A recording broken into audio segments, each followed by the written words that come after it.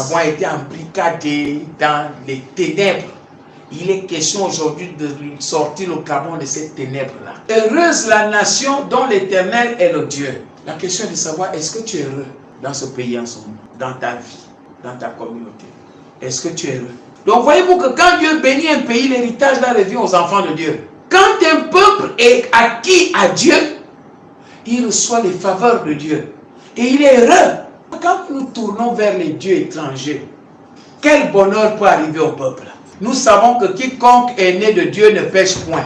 Mais celui qui est né de Dieu se garde lui-même. Donc si les gens sont nés de Dieu, ils vont tout faire pour éviter le péché. Mais quand les gens ne sont pas nés de Dieu, est-ce qu'ils sauront même qu'ils pêchent?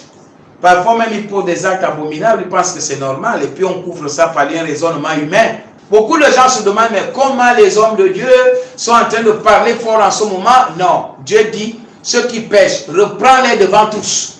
Quand on doit dénoncer un mal, on le dénonce à travers la nation. Il faut que ceux qui entendent ça changent de direction, changent de voie. Nous, on doit délivrer le Gabon. On va d'abord lier l'homme fort. Les esprits des eaux qui ont signé les pactes dans ce pays pour embrigader le peuple gabonais et le Gabon. Nous allons les frapper dans les eaux. Nous allons les frapper sur la terre. Nous allons les frapper sous la terre. Dans les airs, dans la forêt, dans les arbres verts. Nous allons parcourir le pays de fond en comble jusqu'aux profondeurs. Et à ce moment-là, quand on va crier délivrance, le Gabon sera délivré.